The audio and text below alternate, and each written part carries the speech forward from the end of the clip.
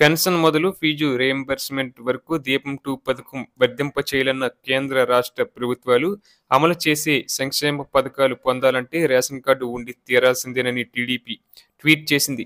అందుకే సంక్రాంతిలోపు కొత్త రేషన్ కార్డులు ఇవ్వడానికి రాష్ట్ర ప్రభుత్వం ఏర్పాట్లు చేసిందని పేర్కొంది.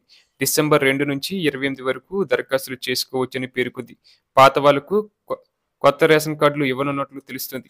గ్రామ, వార్డు సచివాలయాల్లో మార్పులు, చేర్పులు చేసేందుకు అవకాశం కల్పించారు.